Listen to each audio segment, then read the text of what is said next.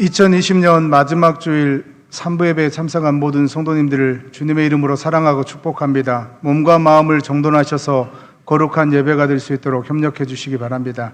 다 같이 일어나셔서 모든 영광을 하나님께 찬양하심으로 12월 마지막 주일 3부 예배를 살아계신 하나님께 드리겠습니다.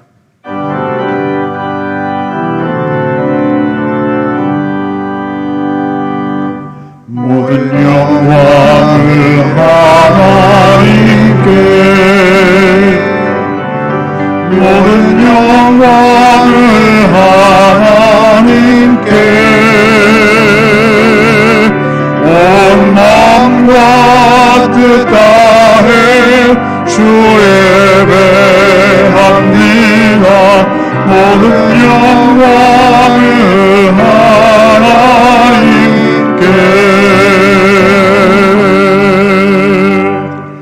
하나님은 영이시니 예배하는 자가 영과 진리로 예배할지니라. 아멘.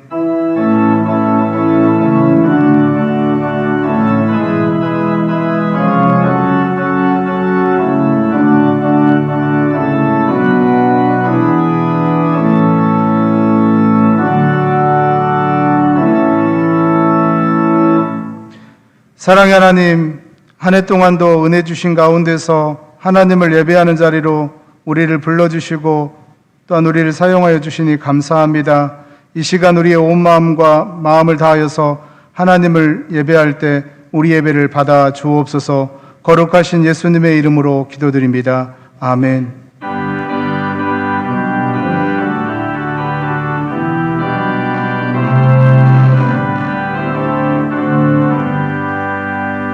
주 예수 이름 높이어 다 찬양하여라. 금요 영화를 들여서 만유의 주 찬양. 금요 영화를 들여서 만유의 주 찬양. 주 예수 당한 고난을 못 잊을 죄인아, 내 귀한 몸에 바쳐서 만유의 주 찬양. 내 귀한 몸에 바쳐서 만유의 주 찬양. 이 지구 위에 거하는 온 세상 사람들, 그 크신 위엄 높여서 만유의 주 찬양. 그 크신 위엄 높여서 만유의 주 찬양. 주 믿는 성도나 함께 주 앞에 엎드려 무궁한 노래 불러서 만유의 주 찬양. 무궁한 노래 불러서 만유의 주 찬양.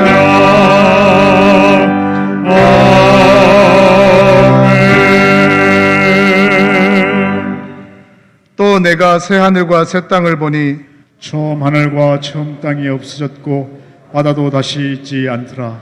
또 내가 봄에 거룩한 성 새 예루살렘이 하나님께로부터 하늘에서 내려오니 그 준비한 것이 신부가 남편을 위하여 단장한 것 같더라. 내가 들으니 보좌에서 큰 음성이 나서 이르되 보라, 하나님의 장막이 사람들과 함께 있음에 하나님이 그들과 함께 계시리니 그들은 하나님의 백성이 되고 하나님은 친히 그들과 함께 계셔서 모든 눈물을 그 눈에서 닦아 주시니 다시는 사망이 없고 애통하는 것이나 곡하는 것이나 아픈 것이 다시 있지 아니하리니 처음 것들이 다 지나갔음이로라. 보좌에 앉으신 이가 이르시되 보라 내가 만물을 새롭게 하노라. 아멘. 전능하사 천지를 만드신 하나님 아버지를 내가 믿사오며 그 외아들 우리 주 예수 그리스도를 믿사오니 이는 성령으로 잉태하사 동정녀 마리아에게 나시고 본디오 빌라도에게 고난을 받으사 십자가에 못 박혀 죽으시고 장사한 지 사흘 만에 죽은 자 가운데서 다시 살아나시며 하늘에 오르사 전능하신 하나님 우편에 앉아 계시다가 저리로서 산자와 죽은 자를 심판하러 오시리라.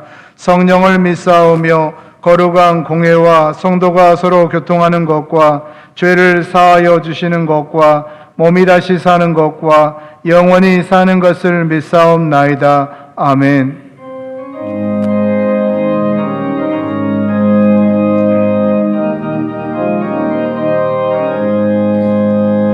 고난의 영혼 현실 곳과 풍랑이 걸어 안전한 복음 폭풍까지도 다스리시는 주의 영원한 바르지에 주의 영원한 심판 함께하사 항상 나를 붙드시니 어느 곳에 가든지 요동하지 않음은 주의 팔을 의지함이라.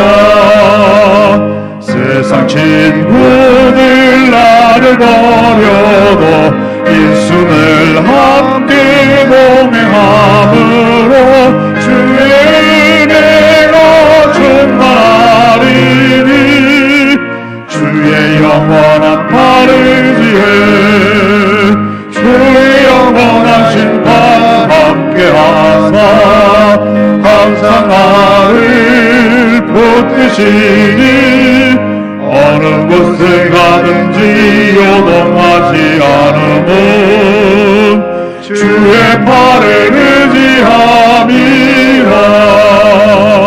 나의 믿음이 연약해져도 미래에 위한 힘을 주시며 위태할 때도 안도하시는 주의 영원한 바르지에 주의 영원한 심판 함께하사 항상 나를 붙드시니 어느 곳에 가든지 요동하지 않음은 주의 발을 의지함이라. 넘지 못한 것 주께 없으니 나의 인생을 주께 맡기면 나의 모든 짐 대신 지시는 주의 영원한 발을 지해 주의 영원한 심판 함께하사 항상 나를 붙드시니 어느 곳에 가든지 요동하지 않음은 주의 발을 의지함이라. 독생자 예수 그리스도를 아낌없이 우리에게 허락하시고 날마다 동행하시는 임마누엘의 하나님, 그 크신 은혜에 감사와 찬양을 드립니다. 우리를 대속하시려고 이 땅에 오신 예수님의 탄생을 기뻐하고 찬양하는 예배를 코로나로 인하여 비대면 영상 예배를 통해 드려지는 아쉬움 속에 다시 거룩한 주의를 하나님 앞에 드리게 하시니 또한 감사드립니다. 코로나로부터 자유함을 얻어 예배가 완전히 회복되는 놀라운 은혜가 속히 임하기를 소원합니다. 오늘은 한 해를 마무리하는 송년주일입니다. 이 시간 지난 한 해 동안 저희들의 모습을 돌아보고 새롭게 결단하게 하여 주시옵소서. 하나님 앞에 늘 부끄러운 모습뿐이지만 때마다 일마다 함께 하셔서 늘 승리하며 살아가게 하여 주시옵소서. 이 나라 자유 대한민국을 기억하여 주시옵소서. 코로나로 인하여 고통과 초조함 속에 불신과 이념으로 팽배한 이 나라, 대통령과 모든 위정자들이 하나님을 두려워하며 새 시대의 비전을 갖게 하여 주시옵소서. 그리하여 새해에는 모든 백성들이 꿈과 희망을 갖게 하시고 코로나로부터 자유함을 경제가 회복되는 희망의 나라로 만들어가는 지도자들과 백성들이 되게 하옵소서. 12월은 결산의 달입니다. 한 해 동안 고통 속에 지내왔던 과거들을 지워버리게 하시고 하나님의 은혜로 안전하고 건강하게 지켜주심을 감사하는 마음으로 가득 채워져서 새로운 한 해를 계획하는 희망이 넘치는 시간 되게 하옵소서. 한 해가 저무는 이때에 더욱 주님만 의지하게 하여 주옵소서. 오직 주님만 믿으시고 신실하시기에 오늘도 주님의 전에 부복하여 싸우니 저희의 감사의 기도와 찬양을 받아 주시옵소서. 주님께서 저의 모든 죄를 용서하신 것 같이 저희의 잘못과 실수를 잊어버리게 하여 주옵소서. 정죄함이 없으신 주님 앞에서 증오했던 자들을 용서할 수 있게 하시고 한 해 동안 등졌던 인간관계도 주님의 사랑으로 회복할 수 있게 하여 주옵소서. 주님, 한 해 동안 교회에서 다스리는 자로, 봉사하는 자로, 섬기는 자로, 권하는 자로 책임과 충성을 다하려고 땀 흘렸던 목사님과 교역자님, 그리고 모든 지체들에게 우리 주님의 크신 격려와 위로가 있기를 원합니다. 이제 돌아오는 새해에도 우리 주님의 인도하심을 따라 무슨 일을 하든지 항상 기도로 준비하며 주님을 기쁘시게 하는 삶을 살 수 있게 하시고 맡은 일에 최선을 다할 수 있는 충성된 자들이 되게 하여 주옵소서. 내년을 위해 세워진 기관과 택함받은 일꾼들을 축복하여 주시옵소서. 온 성도의 믿음의 역사와 사랑의 수고와 소망의 인내로 흰옷을 더럽히지 않아 우리 주님 다시 오실 때 칭찬 듣는 교회가 되게 하여 주시옵소서. 오늘도 주님의 말씀을 증거하시기 위하여 단위에 서신 목사님을 기억하시고 능력과 권능으로 붙드셔서 말씀을 전하시기에 조금도 피곤치 않게 하여 주옵소서. 생명의 말씀을 통하여 영육으로 고통받는 성도들에게 치료하시는 하나님의 은혜가 임하여져서 감사하는 마음으로 가득 차게 하옵소서. 오늘도 예배를 듣는 손길들을 기억하시고 언제나 주님을 영접하는 마음을 가지고 성도들을 수종들게 하시옵고 그 마음에 하늘의 평화만이 넘치게 하옵소서. 오늘 예배에 홀로 영광 받으시고 우리를 죄악 가운데서 구원하시고 우리의 삶을 인도하시는 예수님의 이름으로 간절히 기도드립니다. 아멘.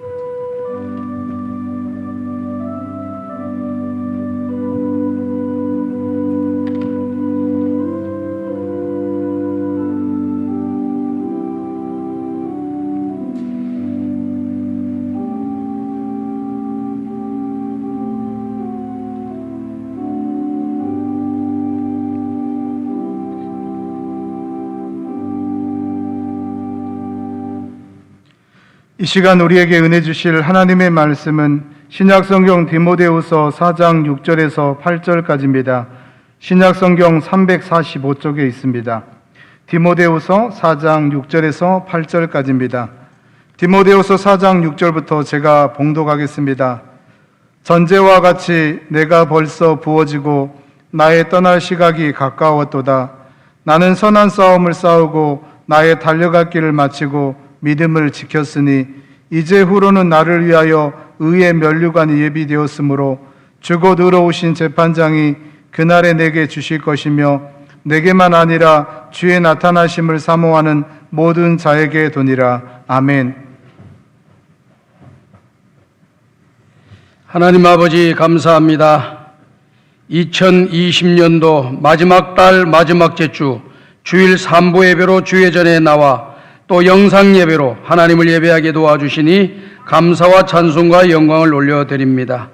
예배에 참여한 주의 종들에게 하늘의 복과 땅의 복으로 채워주시고 저들의 마음의 소원을 이루어 주시며 병든 자들은 고쳐주시고 얽히고 설켜있는 문제들은 해결되게 하여 주시옵소서. 하늘의 문을 열어주시고 우리의 마음의 문을 열어주시고 오늘 주시는 하나님의 말씀을 마음으로 받아들여 옥토와 같은 마음으로 말씀을 받아 이 말씀이 우리를 살리고 능력이 되게 하여 주옵소서. 예수님의 이름으로 기도드리옵나이다. 아멘. 2020년도 마지막 달 마지막 제주 주일 산보 예배에 참석하신 우리 모든 성도 여러분들에게 하나님의 은혜와 평강이 함께 하시고 기도하는 모든 기도들이 다 이루어지시기를 주님의 이름으로 축복합니다. 오늘은 디모데후서 4장에 기록되어 있는 말씀의 내용을 가지고 달려갈 길을 마치고라고 하는 제목으로 함께 은혜를 나누고자 합니다. 세월이 유수와 같다라고 하는 말을 하잖아요. 세월이 그만큼 빨리 물이 흘러가듯이 지나간다는 그런 뜻이 아니겠습니까? 2020년도 시작한 지가 엊그제 같은데 벌써 마지막 달 마지막 제주 52주째의 이 예배의 시간이 오늘 마쳐지는 그러한 이런 역사적인 시간에 오늘 우리들이 예배에 참여하고 있는 것입니다. 시간이 그렇게 빨리 지나간다는 것이죠. 성경 시편 90편에 기록되어 있는 말씀의 내용을 보면은 우리 인생이 삶은 70이요 강건하면 80이라도 그 횟수와 연수를 더하는 것은 수고와 슬픔뿐이고 우리가 신속하게 날아가나이다 라고 이야기했습니다. 그러니까 날아간다. 활을 쏘되 확 날아가듯이 시간이 금방 지나가 버린다는 거예요. 제가 이렇게 권사님들이나 우리 집사님들한테 나이 드신 어른들한테 물어보면 세월이 이렇게 빨리 간지 몰랐다. 너무 빨리 지난다는 거예요. 마음은 아직까지 젊대요. 근데 몸은 이렇게 늙어졌다. 말이 안 듣는다는 거죠. 그만큼 세월이 빨리 가버린다는 거죠. 그렇습니다. 사랑하는 여러분, 오늘 우리 인생이라고 하는 것은 한 번 왔다가 가는 인생이고 잠시 나그네처럼 머물다가 이 땅에 머물다가 시간 되면 본향으로 돌아가야 될 존재가 누구냐? 바로 우리들입니다. 우리의 본향을 향해서 가는 우리 성강의 모든 가족 여러분들, 끝까지 신앙의 경주를 잘 달려서 하나님의 은혜와 복을 받는 여러분들이 되시기를 간절히 소원합니다. 오늘 읽은 말씀의 내용을 보게 되면은 디모데후서 4장 6절에 보니 사도 바울은 그의 인생의 말미에 이런 말씀을 하고 있는 것을 우리에게 보여주고 있죠. 전제와 같이 내가 불서 부어지고 나의 떠날 시각이 가까웠도다라고 말씀을 했습니다. 이 디모데후서를 쓰는 시점이 어느 시점이냐?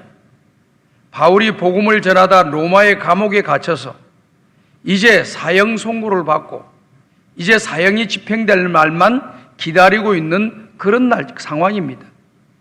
그러면서 자기의 느낌을 받아가지고 이렇게 글을 쓴 거 아닙니까? 자기의 모습은 지금 어떤 것이냐?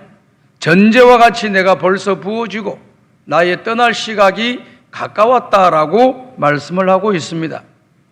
전제와 같이 내가 부어지고라고 하는 말은 구약에 보면은 제사를 드릴 때 어린 양의 제사를 드리지 않습니까? 어린 양을 잡아서 피를 흘리게 만들고 각을 떠서 제물로 드리는 거예요. 그리고 제사의 맨 마지막 시간이 무슨 시간이냐? 포도주로 그 제물 위에다가 포도주를 붓는 겁니다.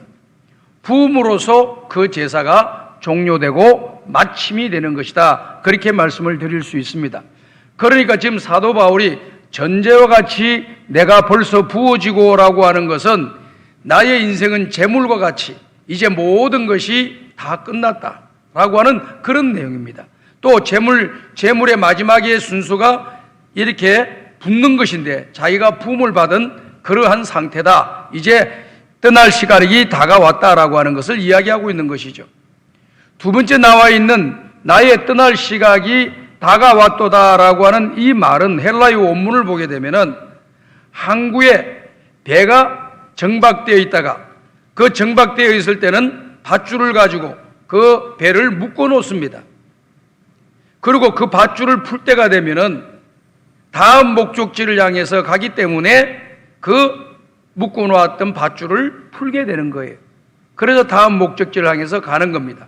나의 떠날 시각이 가까웠다라고 하는 것은 이 세상의 삶이 끝나고 하나님이 예비해 놓으신 영원한 하나님의 나라로 떠날 시간이 되었다. 이 말씀을 하고 있는 것입니다. 오늘 사랑하는 귀한 우리 모든 성광의 성도 여러분, 사도 바울의 삶을 우리가 한번 살펴보십시다.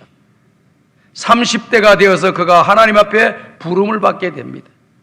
30대 이전의 삶은 온전히 자기 중심의 삶을 살아왔습니다.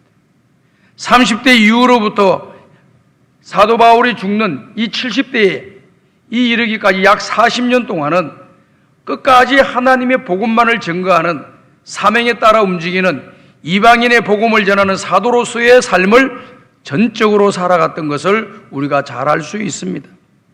그가 걸어다니면서 복음을 전한 그런 거리가 무려 5,000km 이상을 걸어다니면서 복음을 전했다고 하지 않습니까? 어떤 지역에서는 3년을 머물기도 하고 어떤 지역에는 6개월을 머물기도 하고 하면서 거기에서 복음을 전하고 또 옮겨서 그곳에서 복음을 전하고 교회를 세우고 거기에서 목회를 하고 또 시간이 되면 또 떠나서 그곳에서 또 복음을 전하고 또 교회를 세워서 또 교회가 하나님 나라를 영광을 위해 쓰임받도록 하는 모든 일을 밟으면서 그가 걸어 다녔던 거리가 학자들에 의한다면 5,000km 이상을 걸어 다녔다는 겁니다. 무엇 때문에 5,000km 이상을 걸어갔습니까? 오직 복음을 전하기 위한 그러한 목적하에 그와 같은 과정을 밟았다라고 말씀을 하고 있는 것입니다. 그러면서 그가 이제 떠날 시각이 다가왔다라고 하는 것을 말씀하고 있는 것이지요. 인생은 영원한 시간에 비교해 본다면은 우리 인생의 시간이라고 하는 것은 우리가 바다에 가게 되면은 파도가 자꾸 육지로 밀려 들어오고 파도를 치잖아요. 그 영혼의 시간에 우리 인간의 시간이라고 하는 것은 인생의 시간이라고 하는 것은 한 번 파도가 오는 시간과 같은 거예요.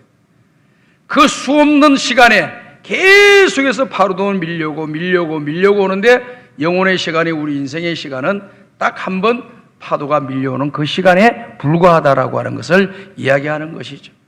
그만큼 우리 인생은 긴 것 같으나 굉장히 짧은 인생이고 한 번 시작했으면 마치는 날이 오게 된다라고 하는 것을 말씀하고 있습니다. 성경을 보게 되게 되면은요, 우리 인생을 가리켜서 풀과 꽃과 같은 존재라 이렇게 말을 하고 있습니다. 베드로전서 1장 24절을 보게 되면은요, 그러므로 모든 육체는 풀과 같고 그 모든 영광은 풀의 꽃 같으니 풀은 마르고 꽃은 떨어진다라고 말씀했습니다. 모든 육체 풀과 같다는 거예요. 또 영광, 그 풀이 가지는 영광이라고 하는 것은 꽃과 같은 것인데 풀도 시간이 되면 마르게 되고 꽃은 시간이 되면 떨어지게 되는 것이 꽃과 풀의 모습인 것을 이야기를 하면서 우리 인생도 마찬가지라는 거예요. 때가 되면은 우리 인생이 풀이 마르어서 아무것도 아닌 것처럼 되고 꽃이 피었다가 져서 아무것도 아닌 것처럼 되는 날이 오는 거예요. 아무것도 할 수 없는 그런 무능력한 또 아무것도 할 수 없는 그러한 상황의 때가 우리에게 다가온다는 겁니다. 그 때가 언제입니까? 바로 죽음의 때인 것이죠. 또 야고보서 4장 11절을 14절을 보게 되면은 우리 인생은 이런 인생이라고 하는 것을 말씀하고 있죠. 내일 일을 너희가 알지 못하는도다. 너희 생명이 무엇이냐? 너희는 잠깐 보이다가 없어지는 안개니라 그랬어요. 안개라고 하는 것은 이 지상에 있는 온도와 땅이나 물에 있는 온도가 차이가 날 때, 많이 차이가 날 때 거기에서 일어나는 수증기 같은 거예요. 이 수증기가 많이 일어나게 되면 자욱하게 올라와요. 그러면 그 안개의 벽이 너무 두꺼워서 통과하기도 힘들고 그 안개가 없어지지 않을 것 같은 그런 착각을 가질 때가 많이 있습니다. 그런데 그 안개가 어떻습니까? 해가 쫙 비치고 바람이 불기 시작하면요, 그게 그냥 막 떠내려같이 밀려나가듯이 쭉 빠져나가면서 안개가 흔적 없이 사라져버리는 것을 우리가 보게 되지 않습니까? 우리 인생이 어느 날 보이다가 안 보이는 거예요. 그 집사 어디 갔어? 몰라. 지난달엔 봤는데 이번 달엔 안 보이네. 알고 있어? 아니, 몰랐어요? 그 집사 지난주에 돌아갔었어. 이런 소리를 듣는 것이 우리 인생이라는 거예요. 그리고 구약 성경에 기록되어 있는 우리 인생에 대한 설명의 내용도 또 다양하게 나오고 있어요. 우리 인생은 먼지와 티끌과 같은 그런 가치가 없고 소용없는 그런 존재라고 하는 것을 한편으로 또 이야기를 하고 있어요. 또 나아가서 우리 인생은 입김과 같다라고 이야기했습니다. 입김, 여러분 숨을 쉬게 되면 입김이 나오잖아요. 입김이 뭐 있는 것 같은데 1, 2초 몇 초 지나지 않아서 그 입김이 아무것도 안 보여요. 이게 우리 인생과 같은 존재라고 하는 것을 이야기를 해주고 있는 것이죠. 이와 같이 짧은 인생의 길을 걸어가고 또 제한된 시간을 걸어가면서 살아가는 우리들이 이 세상에 소망을 두지 아니하고 하늘나라의 소망을 두고 살아간다고 하니까 얼마나 감사해요. 저는 가끔 생각을 해봅니다.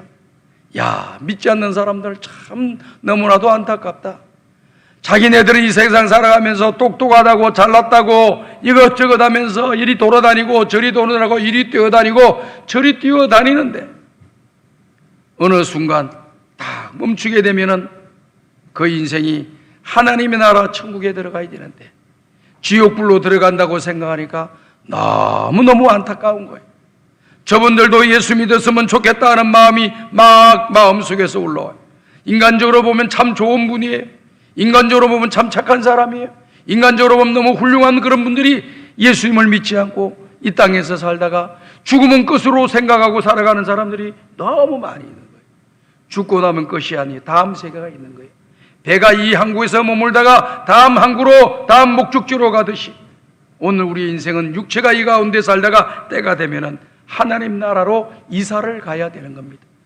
이스라엘 지방에 이 목동들이 양을 치다가 텐트를 쳐놨다가 그곳에서 생활하면서 양들을 먹이고 하다가 이제 다 되면은 그 텐트를 싹 접어가지고 둘러매고 다음 목적지로 가듯이 우리 인생도 여기에 있어서 장막을 치고 있다가 때가 되면은 하나님의 나라로 장막터를 옮기는 날이 오게 된다라고 하는 그런 말씀입니다.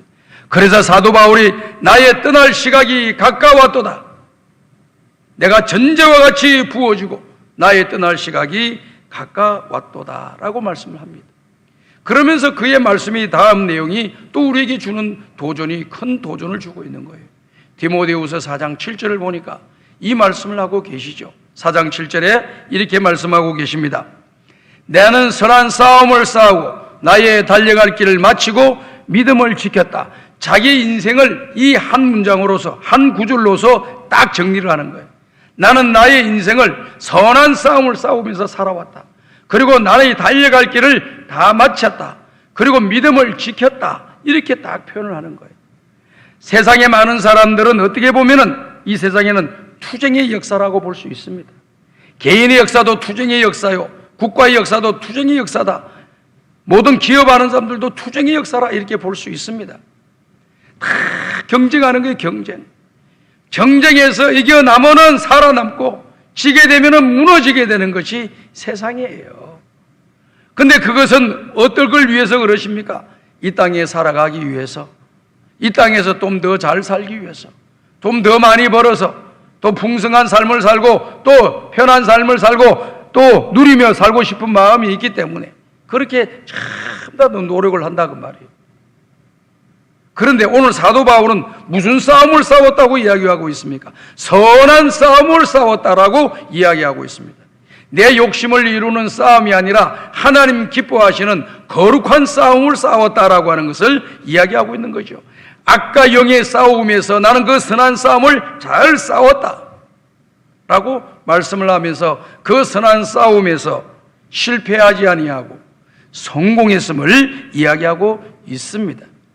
나는 선한 싸움을 싸우고 나의 달려갈 길을 마치고 믿음을 지켰다라고 하는 그런 말씀입니다. 자기가 달려가야 할 트랙이 있다는 거예요. 트랙이. 운동장에 보면은 여러분들 육상 경기를 잘 봤을 거예요. 운동장에 경기가 쫙 운동장이 있으면은 그 뛰는 동그란 이 라인에 다 칸이 이렇게 딱딱딱 주어져 있어요. 선수가 등장하면 그 칸 안에서 뛰어야지. 다음에 다른 칸 뛰어넘으면은 그 사람은 결승점에 제일 1등으로 들어가도 그 사람은 실격이 되는 거예요. 자기에게 주어진 그러한 삶의 영역이 있고 또 해야 할 일이 있는 거예요. 그 안에서 최선을 다해야지.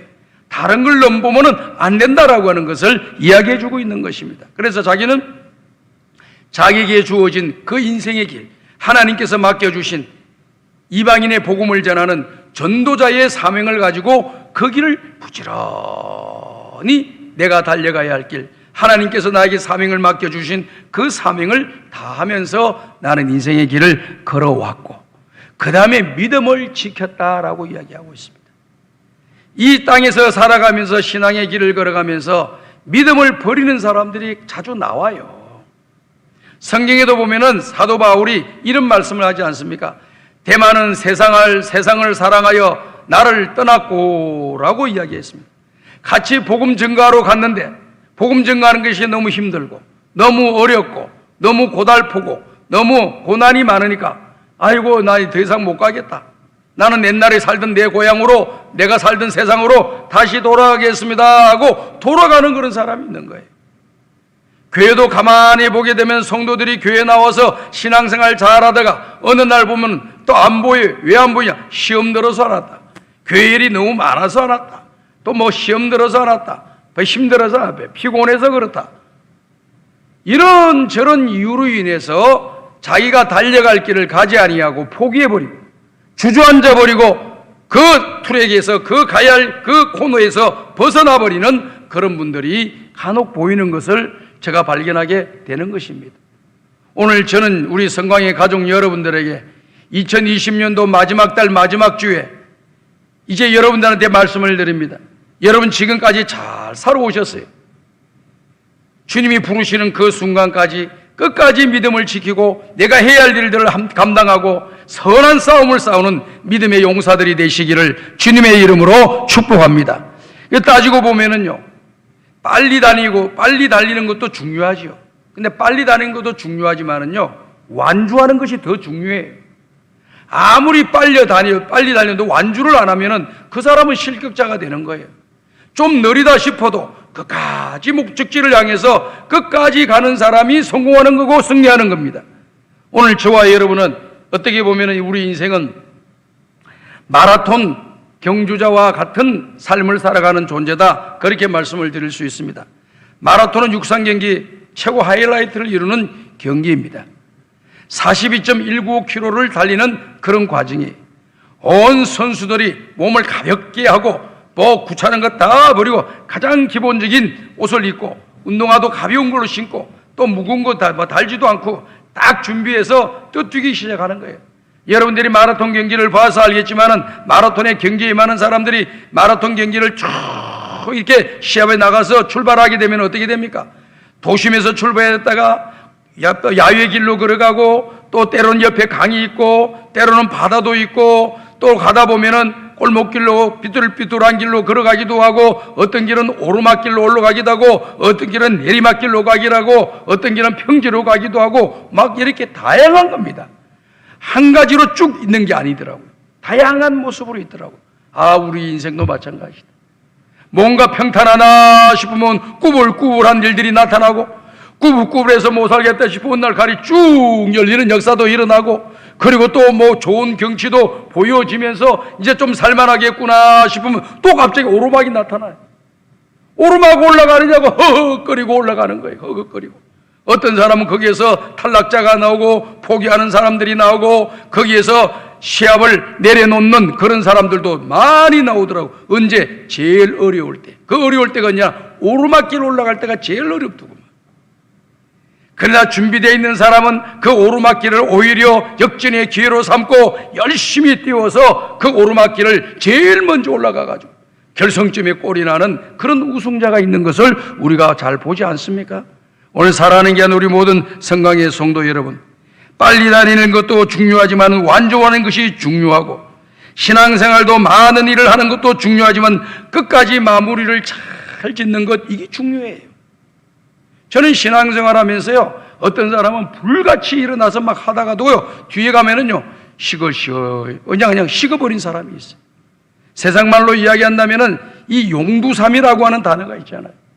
그냥 크게 앞에는 그냥 용이 머리로 하고 나타나는데 뒤에 가니까 뱀의 꼬리가 되어버리고 말았어. 뭔가 대단한 일을 할 것처럼 앞에서 앞장서고 왔다 갔다 떠들고 왔다 갔다 막 그냥 설치고 다니다가 어느 날 보면 안 보여. 보이지를 않아요. 열심히 하겠다고 하는 의지는 중요하지만 끝까지 가는 것이 중요하다는 것을 우리가 알아야 돼요. 어떤 의미에서 오늘 2020년도 마지막 예배를 드리는데 이 마지막 예배에 참여하신 분들은 여러분들은 완주한 거예요. 22년도 52주 이 주일날 주일 성수하고 예배를 드리는 일에서 오늘 마지막 주의 예배에 참석한 여러분들은 마지막 완주 결승점에 들어온 사람들이 축하를 드려요. 완주하신 것을 축하드리고 올해만 완주하지 마시고 내 생명이 다하는 그날까지 완주하셔서 주님 앞에 서는 날 다 멸류관을 받아서는 저와 여러분들이 되시기를 주님의 이름으로 축복합니다. 사도 바울은요, 항상 자기 자신이 인생의 길을 걸어가면서 예수님 만나고 난 뒤에 그의 철학과 사상과 그리고 목적이 사명감이 뚜렷했습니다. 사도행전 2장 20장 24절을 보니까 나의 달려갈 길과 주 예수께 받은 사명, 하나님의 은혜의 복음을 증거한 일을 마치려 하면은 나의 생명을 조금도 귀한 것으로 여기지 않겠다. 하나님께서 맡겨주신 사명 감당하기 위해서 내 생명 귀하게 여기지 않겠다. 내 생명보다 더 귀한 것이 하나님께서 맡겨주신 사명을 감당하는 것이라고 하는 이런 믿음, 이런 생각을 가지고 신앙의 길을 걸어갔다라고 하는 것이죠. 이 20장 24절에 나오기 전에 어떤 일이 일어났습니까? 이제 사도 바울이 예루살렘으로 가요. 예루살렘으로 가게 되면 거기에는 환란이 기다리고 있고 핍박이 기다리고 있고 환란과 결박이 기다리고 있어요. 바울이 엄청난 고난을 당하는 그러한 상황을 바울이 모르는 바가 아닙니다. 다 알고 있어요. 그래서 주변의 사람들이 가지 마라, 안 된다, 너무 고난이 심하니까 안 된다, 그렇지만은 자기에게 맡겨주신 사명이 예루살렘에 가서 로마에까지 복음을 전해야 될 그 사명임을 그가 알았기 때문에 어떠한 고난이 오고 역경이 온다 할지라도 하나님께서 나에게 주신 그 사명을 나는 포기하지 아니하고 그 고난과 결박과 환란이 나를 기다린다고 할지라도 내가 받은 이 은혜의 복음을 담대하게 전하겠다. 나의 걸으면서 내 생명이 죽는 날이 있다 할지라도 나는 이 길을 걸어가겠다라고 선언했잖아요. 얼마나 그 정신이 멋있어요. 그 믿음의 자세가 얼마나 좋습니까? 오늘 저와 여러분들도 이런 마음을 꼭 가지시기를 부탁을 드립니다. 그래서 고린도전서 9장 24절을 보면은요, 사도 바울이 운동장에서 다람질하는 자들이 다 달릴지라도 오직 상 받는 사람은 한 사람인 줄 너희가 알지 못하느냐. 너희도 상을 받도록 이와 같이 다름질하라. 열심히 목적과 사명과 또 하나님이 원하시는 그 길을 향하여 걸어가라라고 이야기를 하고 있잖아요. 상 받는 사람은 너나 내나 받는 게 아니에요. 세상에도 보면은요, 너나 나나 다 성공하는 사람이 아니잖아요. 성공한 사람은 소수고 성공하지 못하는 사람이 다수일 수가 있는 거예요. 그 성공하는 길에 들어섰다라고 하는 것은 너무나도 복을 받은 사람이잖아요. 인생을 살아가는데 축복을 받은 사람이에요. 신앙생활에도 마지막 완주하고 우리 주님으로부터 상을 받는 사람은 그 사람은 신앙생활에 성공한 사람이 되는 것입니다. 저는 우리 성광의 가족들이 다 신앙생활에 성공해서 다 상을 받는 자들이 되시기를 바랍니다. 그런데 사도 바울은 이런 인생의 신앙의 경주, 그 목적과 표대를 향해서 또 목적지를 향해서 하나님 주신 사명을 향해서 전진해 나가는데 어떤 자세를 가지고 또 전진해 나가는 것을 또 보여주고 있어요. 빌립보서 3장 14절에 보게 되면은 이 말씀하고 계시죠. 표대를 향하여 그리스도 예수 안에서 하나님이 위에서 부르신 부름의 상을 위하여 달려가노라, 달려가노라 이렇게 이야기했어요. 근데 그 앞에 나와 있는 구절을 보니까요, 어떤 구절이 나와 있냐면은 이런 구절이 나와 있어요.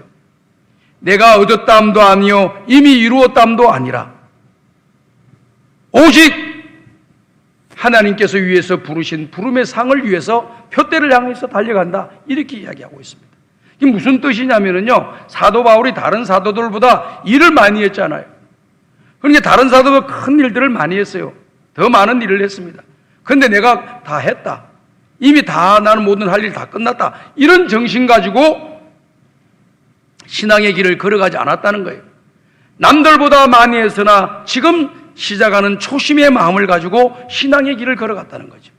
이 초심의 마음이라고 하는 것이 굉장히 중요합니다.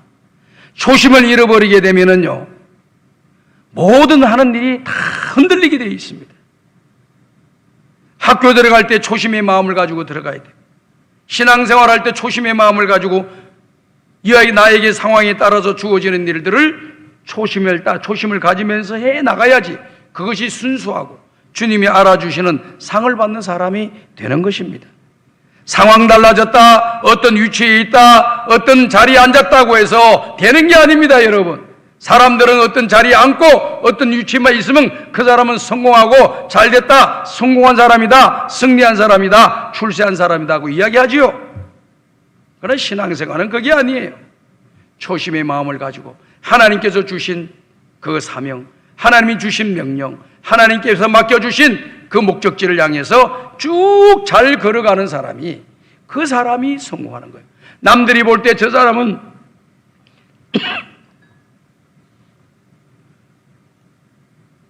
실패한 사람 같이 보인다고 하더라도 하나님이 인정해 주셔야지 진짜 성공하는 사람이 되는 거예요.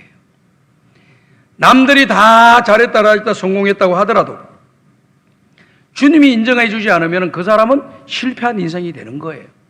저는 우리 성광의 성도들이요, 사람들의 소리도 중요하죠. 사람들 소리도 중요하지만은요, 하나님의 음성에 귀를 기울이고요, 하나님이 나에게 맡겨주신 그 사명에 따라서 신앙의 길을 꾸준하게 좀 걸어가시면 참 좋겠어요. 그리고 이 길을 걸어가는 데 있어서 참 말들이 많습니다. 여러 가지 일들이 많이 일어나요. 이솝의 우화를 보게 되면은 이런 재미있는 이야기가 있어요. 아버지와 아들이 한 번은 시장을 가기 위해서 이 나귀를 끌고 갑니다. 그랬더니 주변에 있는 사람이 뭐라고 이야기하냐면은, 아니, 나귀가 있는데 왜 타고 가지를 않지? 나귀는 타라고 있는 것인데 왜 아무도 안 타? 좀 이상하네, 바보 같네, 이런 이야기를 들었어요. 가만히 들어보니까 맞는 것 같아요. 그래가지고 아들을 태웠어요. 아들을 태우고 가니까 또 어느 동네 사람들이 갔더니 뭐라고 이야기하냐면, 아니, 자식이 돼가지고 아버지를 잘 모셔야지 지가 타고 가고 있다고, 저런 불효자식이 있나, 그러는 거예요. 가만히 또 그 부분이니까 내가 좀 해가지고 잘못해가지고 우리 아들을 불효자식으로 만들었다 싶어가지고, 야, 얼른 내려와가지고 자기가 타고 갔습니다. 아들이 끌고 가요. 그랬더니 또 동네 사람들이 저기 좀 갔더니 뭐라고 이야기하냐면, 참 그냥 무자비한 아버지가 있냐 말이야. 아들을 태워야지 말이야, 왜 자기가 타고 가느냐 말이야. 참 저런 아버지는 아버지로서 자격이 없어. 가만히 또 들어보니까 이게 또 걱정이 태산이라 이게 안 되겠다 싶어서, 야, 같이 타자. 같이 타고 갑니다. 같이 타고 갔더니 또 어느 정도 갔더니 또 동네 사람들이 이야기를 하는 거예요. 아니, 말 못한 짐승이라고 저렇게 학대를 해도 돼? 저봐, 저 나귀가 힘이 들어가지고 허헉거리잖아, 비틀비틀거리잖아. 저렇게 저 동물을 학대하고 말이야, 나쁜 사람들이라. 그 말도 또 나쁜, 틀린 것도 아닌 것 같아. 그럼 우리 어떻게 하나? 야, 안 되겠다 하더라. 내가 앞장설 테니까 넌 뒤에서. 그리고 짝대기를 하나 가져와가지고 나귀를 달을 묻어가지고 거기다 끼워가지고 앞에서 둘러매고 뒤에서 밀려 낑낑거리면서 걸어갑니다.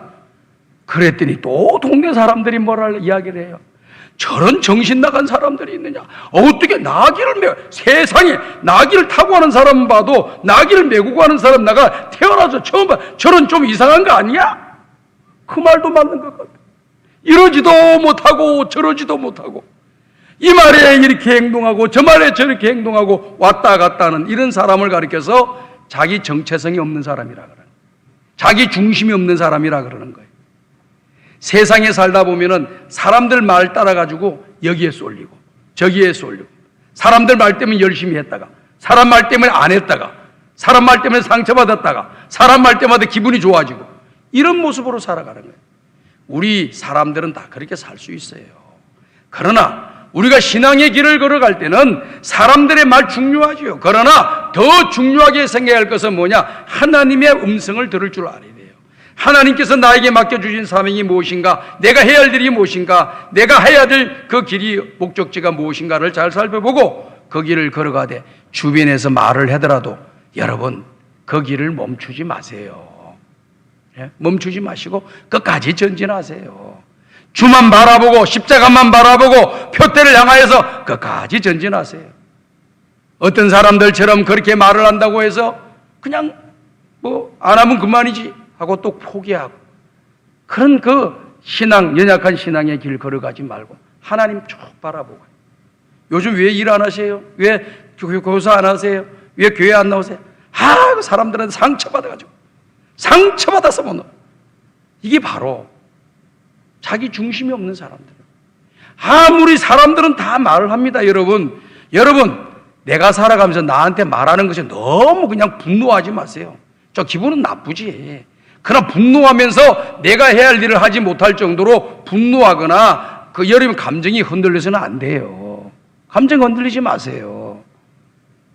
앞에 있는 목사는 아무 말 안 들을 것 같죠? 누구도 나한테 비판 안 할 것 같죠? 다 합니다. 장로님들은 아무 말도 안 하고, 아이고 우리 장로님들이니까 어이구 얼마나 신앙도 좋으셔, 얼마나 훌륭하셔 하고 좋은 말만 할 줄 알지요? 아니에요. 다 구시렁 이야기합니다. 우리 권사님들은 뭐 새벽부터 나가서 기도하고 열심히 신앙하니까 사람들이 어이구 저 권사님 훌륭하, 대단해 하고 막 그러죠? 그 말만 하나요?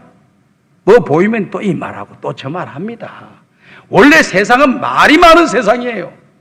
사람들의 말에 의해서 여러분들이 해야 할 일을 하지 못하는 어리석은 사람이 되지 말길 바래요. 우리는 우리가 해야 할 일을 사람들이 말하는 것도 참고하지만 내가 가야 할 길에 걸림돌이 될 필요가 없는 거예요. 그냥 쭉 나가시게 되면은, 진실하게 나가게 되면은 그 사람이 지금 앞에 이 땅에서 성공의 위치에 서게 되고 주님 앞에 서는 날 칭찬받는 사람이 될 줄로 믿습니다. 초지일관이라고 하는 단어가 있어요. 초지일관이라고 하는 것은 뭐냐면은 처음 마음에 먹었던 그 생각을 가지고 끝까지 그 목적을 향해서 밀고 나가는 그런 사람을 초지일관적이라 그렇게 이야기를 해요. 어떻게 보면 우리 예수 믿는 신앙인들은요, 이 초지일관적인 신앙이 좀 필요합니다. 안 믿는 사람들이 뭐라고 말을 하더라도, 믿음 없는 사람이 뭐라고 이야기하더라도 그게 굴하지 마시고 끝까지 하나님 앞에 받은 은혜에 따라서 믿음의 길을 잘 걸어가고 내가 감당해야 할 길을 향해서, 내가 해야 할 일을 향해서 그 사명감을 가지고 붙잡고 끝까지 가시기 바랍니다. 중간에 낙오자가 되지 말고, 도망가는 도망자도 되지 말고, 주저앉는 패배자도 되지 말고 끝까지 믿음의 길을 걸어가는 사람들 되시길 바라요. 제가 이렇게 일하는 분들이 가만히 보면은요, 세 종류의 사람들이 있더라고요. 첫 번째 보면 일꾼이 있어요. 두 번째 구경꾼이 있어요. 세 번째 보면 회방꾼이 있더라고요. 열심히 일하는 사람은 있는가 하면은요, 가만히 쳐다보고 구경하면서 이러니 저러니 말만 하는 사람이 있더라고요. 그리고 또 어떤 사람은 또 뭐냐, 말만 하고 있으면 또 괜찮은데 일 앞에 못하게 만들어. 남이 선한 일, 좋은 일, 착한 일, 아름다운 일, 하나님께 영광 돌리는 일을 못하게 만들어. 이거 참 나쁜 사람이에요. 내가 못하면 어떤 마음을 가져야 되겠습니까? 나도 하지도 못하는데 교회 나오신 지 얼마 되지도 않은 분이 저렇게 열심히 충성하고 봉사하니까 나도 정신을 차리고 열심히 충성하고 봉사해야지. 이런 마음 가져야 정상이잖아요. 그런데 열심히 하는 그 사람을 가져 태클을 걸어. 가가지고 태클을 걸고, 야 교회 나온 지 얼마나 됐다고 설치고 다녀? 그 한마디에 그 사람은 죽는 거예요. 그 다음에 두 분 다시 교회에 못 나오게 만들고. 아주 나쁜 사람들이죠. 주님 앞에 섰을 때 큰 책망을 받을 것 같아요. 제가 자손만대가 복을 받지 못할 것 같습니다. 자꾸 옆에서 잘하는 사람 보면 도전을 받아야지. 교회 나오지도 얼마 안 되신 분이 저렇게 열심히 기도 생활하고 저렇게 열심히 봉사하고 저렇게 열심히 충성하는 모습 바라보면서 나도 정신 차리고 초심의 마음으로 돌아가야 되겠다고 빨리빨리 정신 차리고 신앙의 궤도를 잃어버리고 이탈했던 길을 빨리 들어와서 신앙의 길을 걸어가야지 정상이다 그 말이에요. 우리는 구경꾼도 되지 말고 해방꾼도 되지 말고 일꾼 되어서 주님 앞에 서는 날 상을 받고 칭찬을 받고 멸류관을 받아서는 하나님의 사람들이 되시기를 주님의 이름으로 축복을 드립니다. 성경을 보게 되면요, 이 변함없이 꾸준한 사람, 한결같은 사람의 모습들이 나와요. 그분들은 다 신앙이 좋은 사람들, 하나님 앞에 인정받는 그런 사람들이었습니다. 변함이 없어요. 변함이 다 꾸준해요. 한결같아요. 요셉과 같은 사람 한번 보십시오. 요셉은요, 아버지 집 부모님들하고 같이 살아갈 때요, 부모님에게 사랑받는 사람이었습니다. 그리고 부모님에게 인정받는 그런 아들이었죠. 그리고 부모님의 말씀에 순종을 잘하는 그런 아들이었습니다. 그래서 아버지의 심부름을 따라서, 아버지 말씀하시는 것 따라서 들에서 양을 치고 있는 그 형들이 잘 있는가 보고 오라고, 또 먹을 것을 갖다 주라고 하니까 먹을 것을 짊어지고 혼자서 그 먼 거리를 아버지가 말씀하시니까 순종해서 가잖아요. 얼마나 아름답습니까? 근데 이런 아들을 누가 싫어해요? 형들이 싫어해. 형들이 미워해. 그래서 형들이 어떻게 하느냐? 이 감정이 얼마까지 올라가냐면 죽이려고 그래. 죽여버리고 싶다는 거예요. 죽여버릴 정도로 미웠던가 봐요.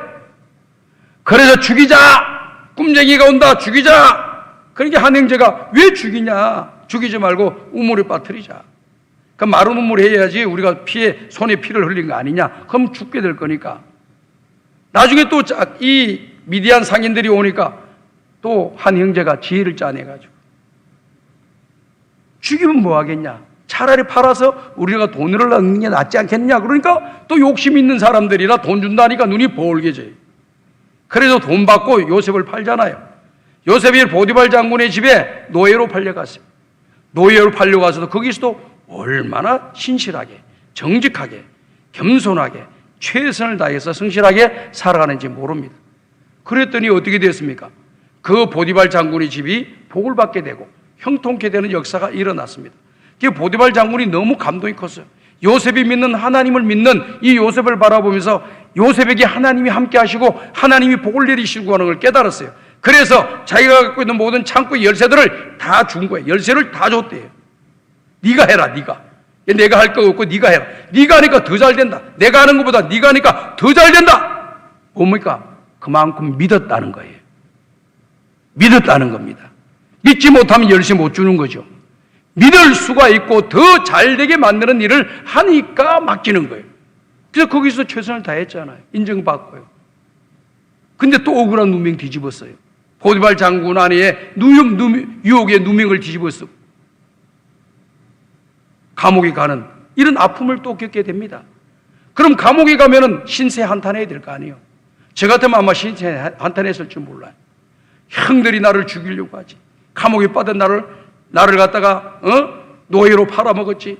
그리고 내가 억울한 누명 뒤집어 쓰고 내가 그냥 범죄인 죄수가 돼가지고 언제 감옥에서 나올지도 모르는, 언제 죽을지도 모르는 그곳에 내가 들어가 있다 그러면은 내 마음속에서 막 불평과 원망이 막 나올 수 있을 것 같아요. 그런데 성경에 보면은요, 이 요셉이 그 안에 들어가서도요, 죄인들, 그 안에 갇혀 있는 사람들한테도 잘합니다. 좋은 관계를 맺습니다. 그리고 간수하고도 좋은 관계를 맺습니다. 그 안에서도 열심히 성실하게 선하게 모든 일을 하니까요, 다 사람들이 요셉을 인정해 줘요.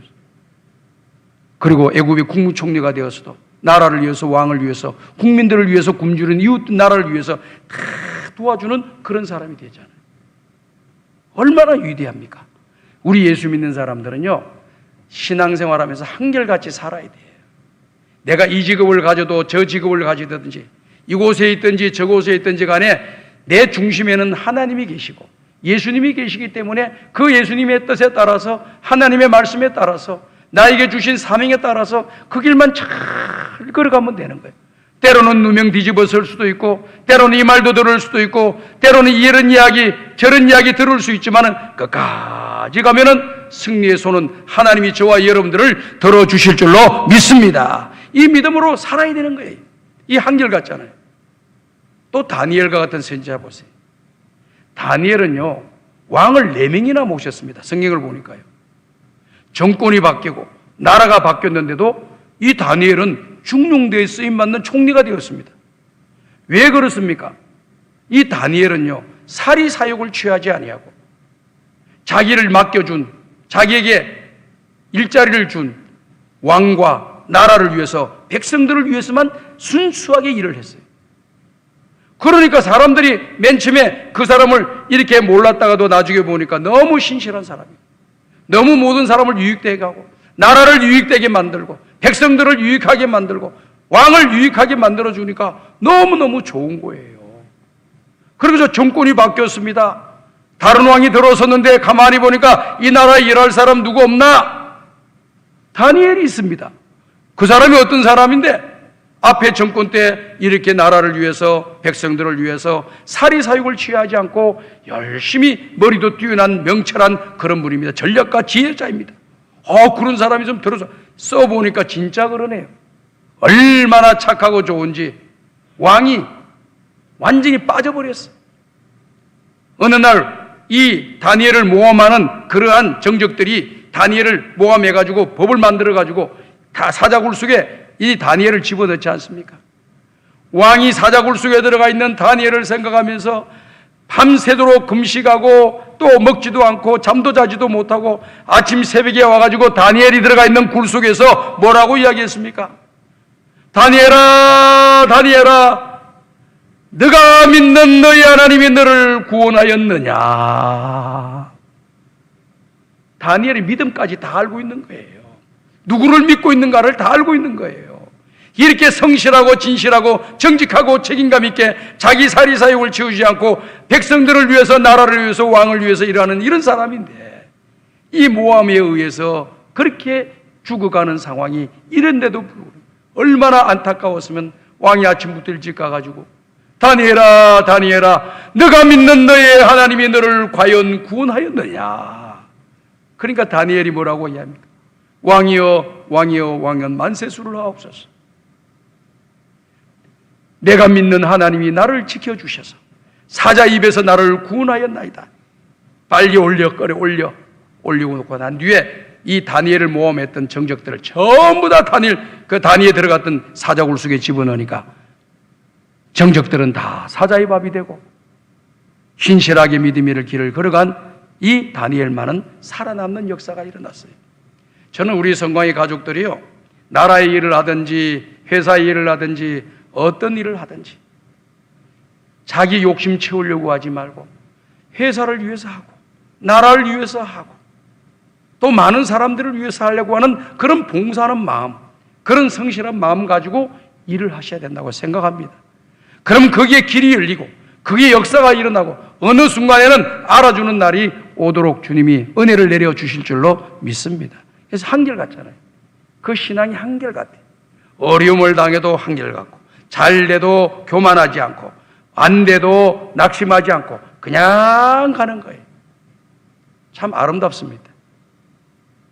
그래서 자기에게 주어진 일을 최선을 다해서 그 길을 걸어가는 그런 사람이 된 것이죠.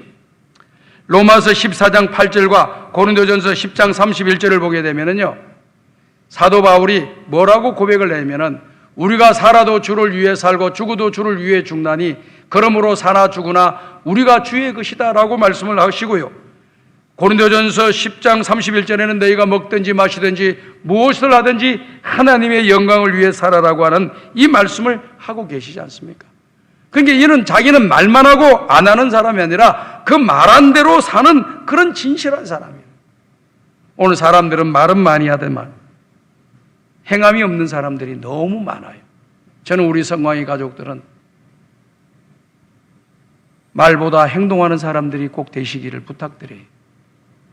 말만 하고 행동하지 않는 그런 사람 되지 말고 말은 줄이고 행동하는 사람 되고 하나님 말씀에 순종하는 사람이 되고 사명을 감당하는 사람이 되고 주 앞에 맡겨주신 그 일에 충성을 다하는 사람이 되어서 우리 주님으로부터 인정받는 하나님의 사람들이 다 되어야 될 줄로 믿습니다.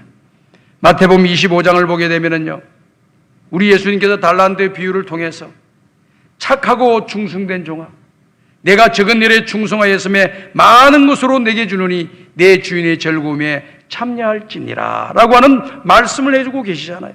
우리에게 맡겨주신 사명, 달란트, 은사대로 잘 감당하니까 우리 주님이 거기 역사하시는 거예요.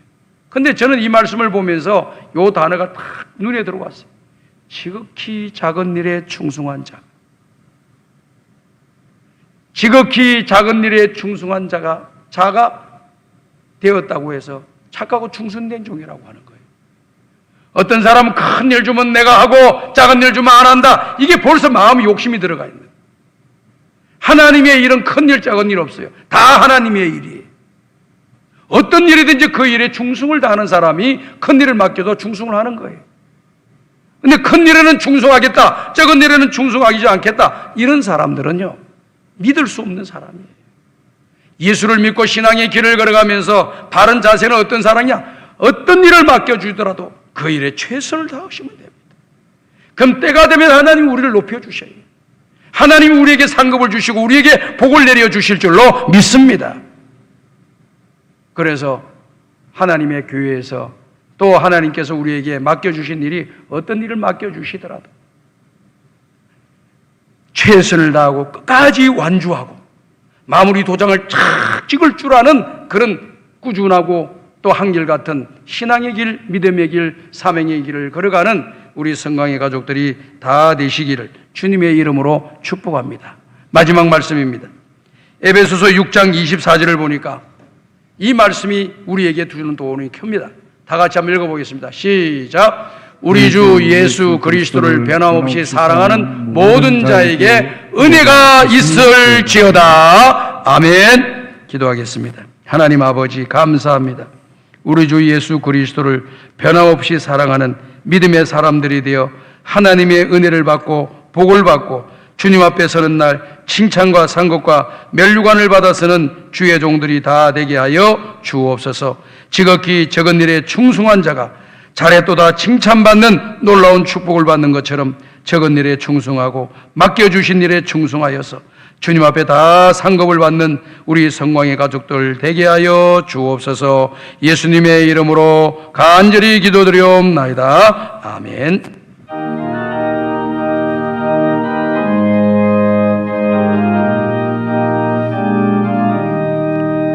예수가 함께 계시니 시험이 오나 겁없네. 기쁨의 근원 되신 예수를 위해 삽시다.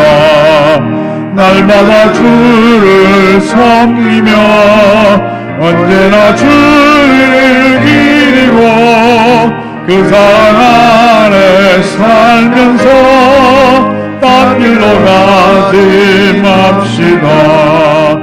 이 세상 사는 동안에 주 이름 전파하면서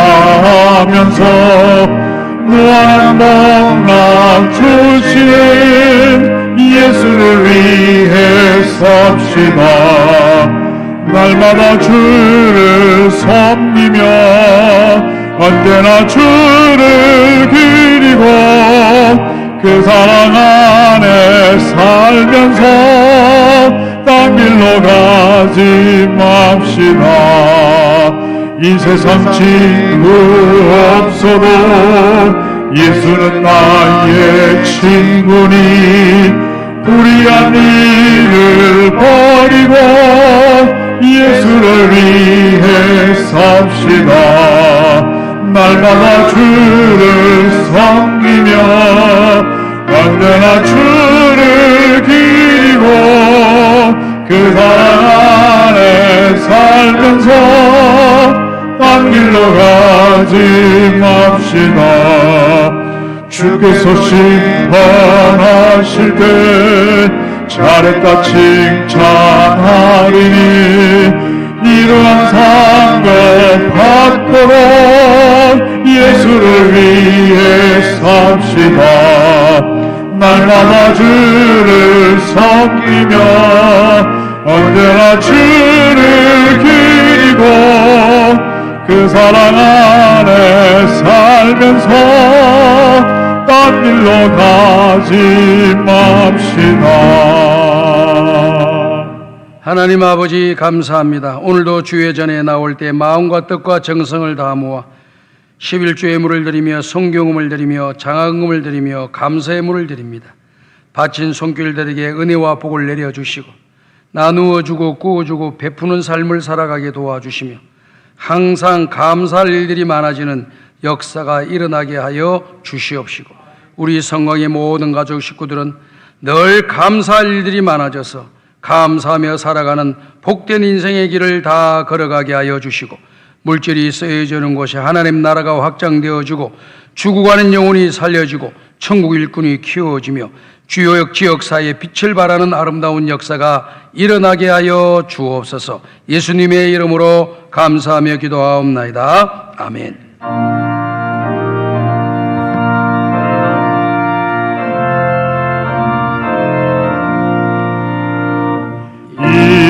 천지간 만물들아 복 주시는 주여와 전능성부 성녀 성령 찬송하고 찬송하세.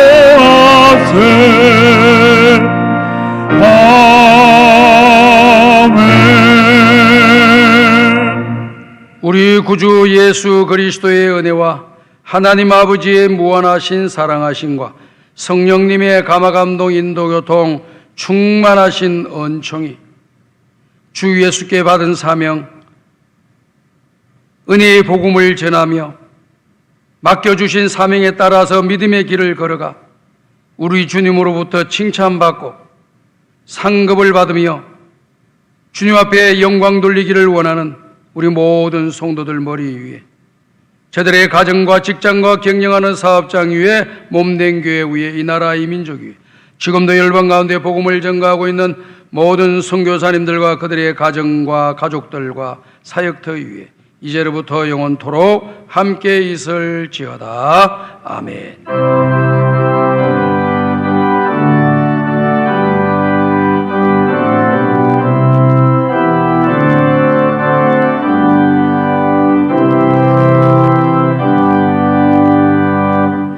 앉아주시기 바랍니다. 교회 소식 알려드리겠습니다. 이번 주 목요일 날 저녁은 송구 영신 예배를 드리는 날입니다. 그런데 코로나19로 인해서 보이지를 못하고 영상으로 송구 영신 예배를 드리게 되겠습니다. 11시 반부터 준비되어 있는 영상물을 보고 12시가 되면은 송구 영신 예배를 시작하게 될 것입니다. 우리 모든 성광의 가족 여러분들, 2020년도를 마감하고 새로운 희망찬 21년도를 시작하는 첫 번째 시간에 하나님의 예배를 드림으로써 시작하여서 영혼이 잘된 같이 범사가 잘되고 몸도 강건해지는 놀라운 은혜를 받는 그런 역사가 일어나도록 여러분께서 송구 영신 예배에 영상 예배 다 참석해 주시기를 바랍니다. 그 다음에 공동의회 20년도 결산 및 21년도 결산을 우리가 비대면으로 또 가야 되기 때문에 이건 역시 영상으로 하게 되겠습니다. 그래서 홈페이지에 들어가시게 되게 되면은 우리 공동의회 하는 내용을 다 보실 수가 있습니다.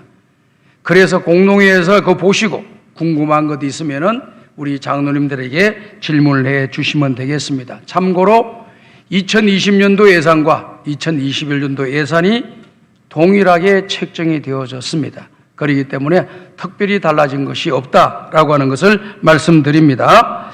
그리고 2층에 내려가게 되면은 2층에 게시판에 보시게 되면은요, 여러분들이 오셔서 기도로 개인적으로 기도하실 때 보시고, 기도하러 오실 때 청직이 임명되어 있는 내용을 보시고 맡겨주신 사명을 감사함으로 겸손하게 순종하면서 감당해 주시기를 바랍니다.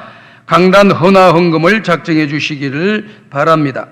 하반기 회계감사, 이번 회계감사는 장부, 회계장부와 더불어서 반드시 통장 첨부해서 회계감사를 받으시기를 바랍니다. 그래서 장부와 회계 통장, 그 통장이 장부가 맞도록 이렇게 확인을 할 것입니다. 그래서 여러분들이 과거에는 그냥 장부만 제출해 주셨는데 이제는 통장까지 같이 제출해 주셔서 감사를 잘 받으시기를 바랍니다. 성경 필사 노트 신청을 계속 받고 있습니다.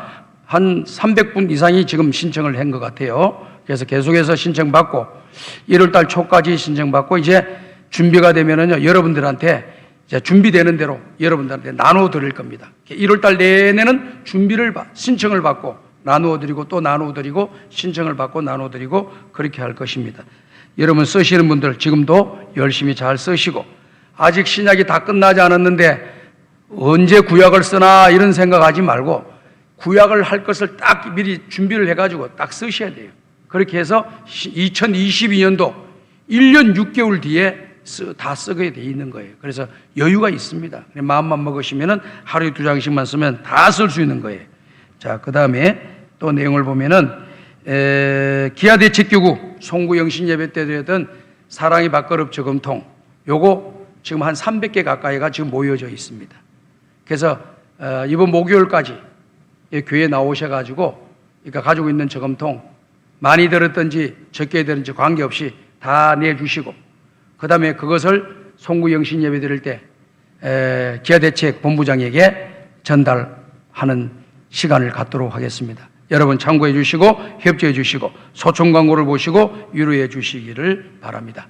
찬송가 430장을 부르면서 2020년도 마지막 달 마지막째 주 3부 예배를 모두 마치겠습니다.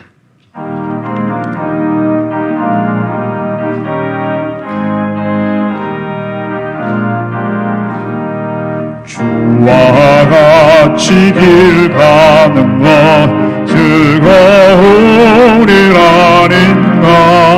우리 주님 걸어가신 발자취를 밟겠네. 한 걸음 한 걸음 주 예수와